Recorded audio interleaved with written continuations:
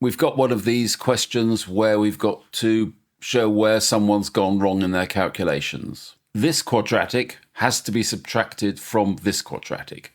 So has he written it down right to start with? Yes, that's okay, and yes, that's okay, and there's a minus sign. So I'm happy with that line there. This is copy and paste, so we're okay to here, and we've now got a negative sign affecting all the terms within the bracket. So all of these should change sign.